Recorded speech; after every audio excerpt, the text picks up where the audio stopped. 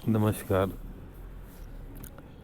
हम BA part second में मानव भूगोल के अंतर्गत नगरीय अधिवास का अध्ययन कर रहे हैं।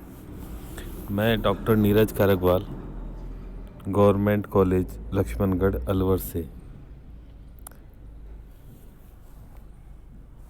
नगरीय अधिवास, इसको अगर वर्गीकृत किया जाए तो इसके अलग अलग आधार हो सकते हैं, क्योंकि नगरों का उद्भव और इनका विकास कई प्राकृतिक तथा सामाजिक सांस्कृतिक कारकों का परिणाम होता है।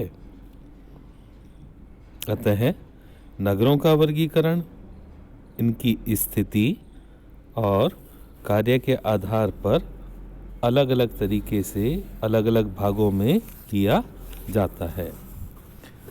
तो पहले हम यहाँ पर नगरों का या नगरीय अधिवास का वर्गीकरण उनकी स्थिति के आधार पर पढ़ते हैं। इसमें है जैसे पहले मैदानी भाग में स्थित नगर या सिटीज़ ऑफ प्लेन्स। तो नदियों के द्वारा जो समतल मैदान विकसित होते हैं और वहाँ पर नगर बस जाते हैं, वो नगर मैदानी कहलाते हैं, यानी कि नगरीय मैदानी नगर कहलाते हैं। और ऐसे एग्जाम्पल भारत में देखें तो ये हैं लुधियाना, मेरठ।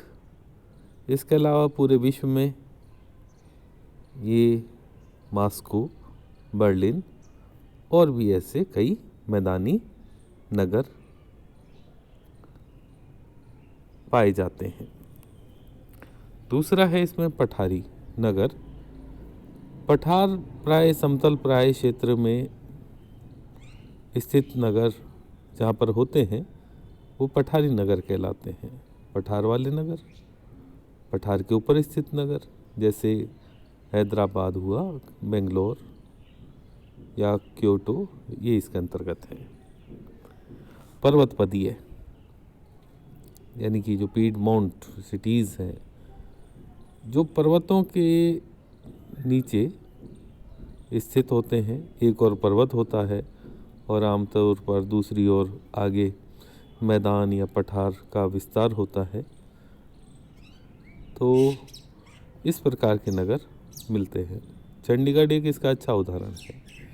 साथ साथ में होशियारपुर या फिर पीलीभीत, एटलांटा भी इसके अंतर्गत बताया जाता है।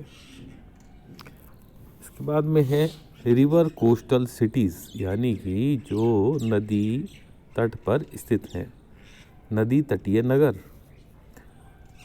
तो दुनिया में ऐसे नगरों को नदी तटीय नगर कहते हैं। उदाहरण के लिए हम जानते हैं कि पेरिस ये सीन नदी पर है, लंदन टेम्स नदी पर है, और हरिद्वार, कानपुर, वाराणसी, इलाहाबाद, पटना गंगा नदी के किनारे है, और यमुना नदी के किनारे देश की राजधानी दिल्ली बसी हुई है। ये सभी नदी के तटीय नगर हैं। ऐसे ही झील के किनारे होंगे, झील तटीय नगर कहलाएंगे। और अमेरिका की जो महान झीलें हैं उसके किनारों पर शिकागो, मिशिगन के किनारे पर है गेरी, और ऐसे ही ईरी के किनारे पर क्लीवलैंड और बफलो है। ओंटारियो के किनारे पर किंगस्टन, और ह्यूरन के किनारे पर है डेट्रॉइट।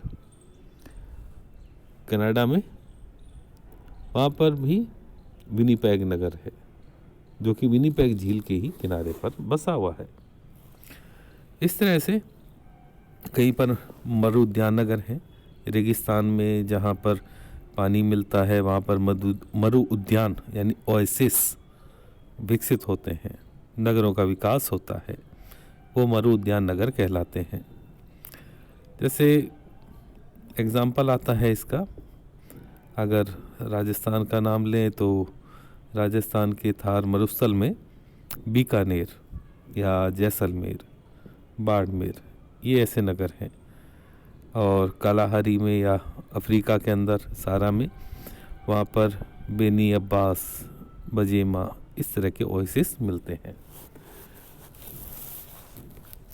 ये वर्गीकरण था स्थिति के आधार पर, और अब पढ़ते हैं कार्य के आधार के ऊपर, यानी कि फंक्शनल क्लासिफिकेशन ऑफ टाउन्स। तो इसको इस तरह से विभाजित कर सकते हैं, व्यापारिक नगर यानी कमर्शियल सिटीज़। तो अलग अलग वाणिज्य और व्यापार, वस्तुओं के थोक फुटकर व्यापार की दृष्टि से जो नगर विकसित होते हैं वो इसके अंतर्गत आते हैं। बड़ी मंडियाँ यहाँ पर पाई जाती हैं। दुनिया के बड़े बड़े ऐसे नगर, विशेष रूप से जो कि व्यापारिक वहाँ पर प्रतिष्ठान है, मुंबई, कोलकाता या फिर सिंगापुर, हांगकांग, न्यूयॉर्क, लंदन, ये इसके अंतर्गत आते हैं। इसके बाद में है परिवहन नगर, ट्रांसपोर्ट सिटीज़। ये नोडल इनकी पोजीशन होती है, यानी कि यहाँ पर यातायात मार्ग विकसित होते हैं, विभिन्न तरह के परिवहन मार्गों का मिलन स्थान होता है। ऐसे हैं न्यूयॉर्क, शिकागो, ये भी इसके अंतर्गत आते हैं। लंदन, पेरिस आते हैं। चेन्नई, विशाखापट्टनम, ये यहाँ पर आते हैं। इसके अतिरिक्त अगला नाम है खनन प्रदेश या खनन नगर, माइनिंग सिटीज़।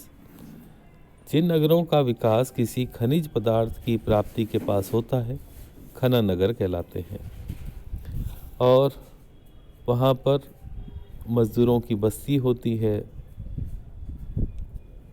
आमतौर के ऊपर जो महत्वपूर्ण खनिज हैं, जैसे लोहा, कोयला, पेट्रोलियम या सोना चांदी वगैरह, उनके प्राप्ति केंद्रों के पास में ऐसे नगर विकसित हो जाते हैं। ऑस्ट्रेलिया का आमतौर पर उदाहरण आता है कूलगार्डी और कालगुरली नगरों का विकास सोना प्राप्ति के कारण हुआ है। भारत में रानीगंज, झरिया, बोकारो, इन नगरों का विकास खनिजों के कारण से हुआ है। इसके बाद में है सैन्य नगर भी आते हैं, जहाँ पर छावनियाँ विकसित होती हैं। इस तरह के हैं, चाहे वो दिल्ली कैंट हो, मेरठ कैंट, अम्बाला कैंट, इस तरह से ये सुरक्षा और सैनिक कार्यों के लिए इनका विकास हुआ होता है और ये सैनिक नगर कहलाते हैं।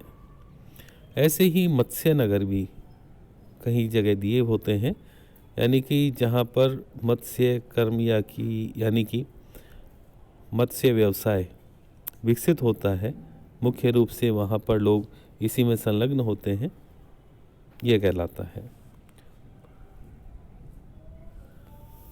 प्रशासन या प्रशासकीय नगर, एडमिनिस्ट्रेटिव सिटीज़। जिन नगरों का विकास किसी प्रांत की राजधानी के रूप में होता है, मुख्य रूप से वहाँ पर सरकारी कार्यालय होते हैं, प्रशासकीय नगर कहलाते हैं। वहाँ पर सचिवालय होगा, निदेशालय होंगे, वहाँ पर जस्टिस के लिए न्यायालय भी होंगे और अफसरों के, नेताओं के आवास होते हैं। इस तरह के जो नगर होते हैं प्रशासकीय नगर कहलाते हैं।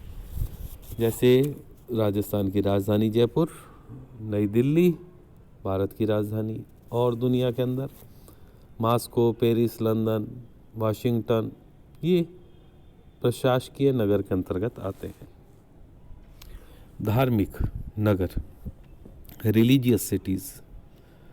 इन नगरों का विकास किसी धार्मिक स्थल के कारण से होता है, चाहे वहाँ पर कोई मंदिर, मस्जिद, गुरुद्वारा या फिर गिरजा की स्थिति हो, वहाँ पर धार्मिक कार्यों की प्रधानता पाई जाती है। और सभी हम इसके एग्जाम्पल बता भी सकते हैं। ये है जैसे सऊदी अरब का मक्का और मदीना, जैसे भारत के अंदर हरिद्वार या काशी, मथुरा, प्रयाग, ये सभी धार्मिक नगरों के रूप में विकसित हुए हैं। नेक्स्ट है इसमें पर्यटक नगर, टूरिस्ट सिटीज़।